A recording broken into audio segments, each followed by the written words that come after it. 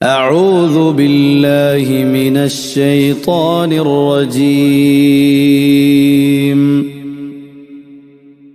بسم الله الرحمن الرحيم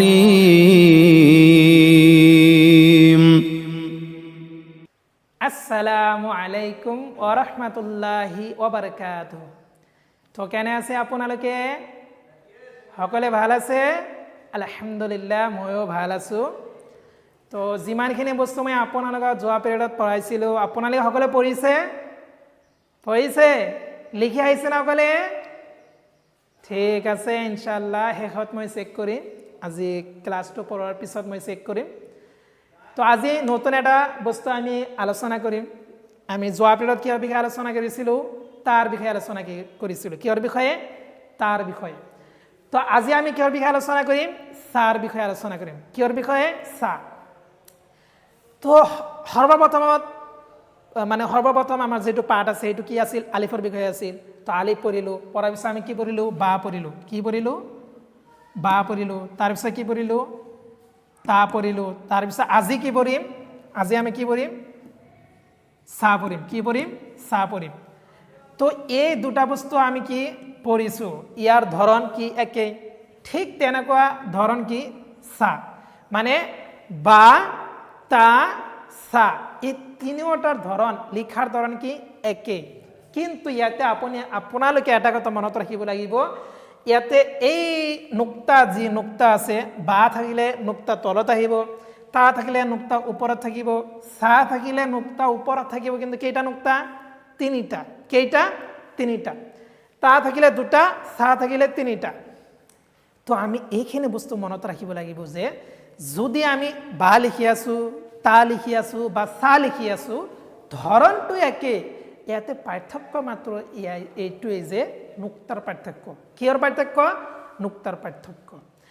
তো ইয়াতেও আপোনাৰ তিনিটা বস্তু আছে। মানে প্ৰথমত আহিলে কি কৰিব লাগিব? আধা লিখিব লাগিব। প্ৰথমত আহিলে কি কৰিব লাগিব? আধা। তো নুক্তা ক'ত দিব লাগিব? ক'ত? ওপৰত। নুক্তা ক'ত দিব লাগিব? ওপৰত। তো আধা লিখিলোঁ। আধাৰ পিছত আপোনালোকে ইয়াতে বেলেগ বস্তু লিখিব পাৰিব। যেনেকুৱা ইয়াতে চা মা ৰুণ, কি? চামাৰুণ। ঠিক আছে। তাৰপিছত যদি মাজত আহে, ক'ত আহে? মাজত আহে, তেনেহ'লে কি হ'ব? এই মই যে আপোনালোকে দেখাইছিলোঁ, কি দেখাইছিলোঁ?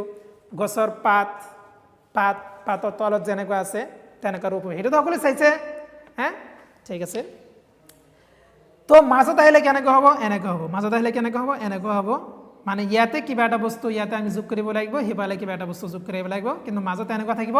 কিন্তু নুক্তা ক'ত বহিব? হা, নুক্তা ক'ত? ওপৰত বহিব। নুক্তা ক'ত বহিব? ওপৰত বহিব। ঠিক আছে, তিনিটা নুক্তা মনত ৰাখিব। তাৰপিছত যদি শেষত আহে, ক'ত আহে? শেষত আহে। তো শেষত আহিলে আপোনাৰ কি হ'ব? সম্পূৰ্ণ চা কি বাকী থাকিব? সম্পূৰ্ণ চা বাকী থাকিব। যেনেকৈ সম্পূৰ্ণ বা বাকী আছিল, যেনেকৈ সম্পূৰ্ণ তা বাকী আছিল, ঠিক তেনেকুৱা কি কৰিব? সম্পূৰ্ণ চা বাকী থাকিব। সকলোৱে বুজি পাইছে? মানে বস্তুটো একেই, তিনিটা বস্তু একেই। আপুনি বা তা চা তিনিটা বস্তু লিখাৰ ধৰণ একেই। ইয়াতে মাত্ৰ পাৰ্থক্য হ'ল কি? নুক্তা। ঠিক আছে। তো কিতাপত যিকেইটা হৰফ আছে সেইকেইটা পঢ়ি আজি আমাৰ পাঠ শেষ কৰিম। তো আমাৰ পাঠত সৰ্বপ্ৰথমত লিখা ওপৰত কি দিছে? চামাৰুণ। কি দিছে? চামাৰুণ। চামাৰুণ। চামাৰুণ। চামাৰুণ। চামাৰুণ মানে কি? ফল। চামাৰুণ মানে ফল। তাৰপিছত ইয়াতে আপোনাৰ চাব পাৰিব, প্ৰথমত আহিলে আধা, মাজত আহিলে পাতৰ নিচিনা, শেষত আহিলে সম্পূৰ্ণ। ঠিক আছে। তো ইয়াতে কি দিছে? চামাৰুণ, সিকালুন, সিকালুন, সিকালুন, চামাৰুণ, সিকালুন। তাৰপিছত ইয়াতে কি আছে? মাজত আছে মাছাৰুণ। মাজত আছে। আপোনাৰ সেইটো ধৰণটো চাব পাৰিব। মই অলপ ডাঙৰ কৰি আপোনালোকে বুজাই আছোঁ। তো ইয়াতে আপোনাৰ চাব পাৰিব ধৰণটো কেনেকুৱা আছে। এই গছৰ পাতৰ নিচিনা যে আমি কৈছিলোঁ, গছৰ পাতৰ নিচিনা কি আছে? ইয়াতে ৰঙা কলমেৰে যিটো লিখা আছে এইটো আপোনালোকে চাব পাৰিব। কি? মাছালুন, মাছালুন, মাছালুন। তাৰপিছত কি আছে? আচাৰুন, আচাৰুন।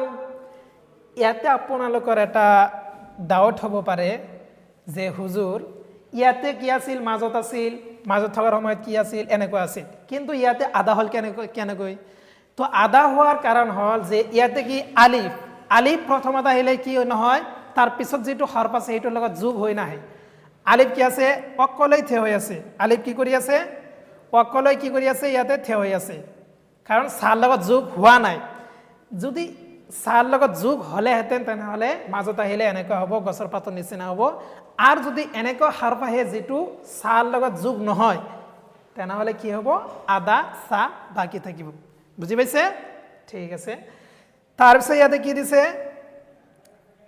তাৰপিছত ইয়াতে কি কৈছে আপোনালোকে অলপ ডাউন কৰি আছোঁ তাৰপিছত ইয়াতে কি কৈছে যে শেষত আহিলে কেনেকুৱা হ'ব সম্পূৰ্ণ চাহ বাকী থাকিব ইয়াতে আপোনালোকে চাব পাৰিব সম্পূৰ্ণ চাহ কি আছে বাকী আছে ইয়াতো বাকী আছে তো লাইছুন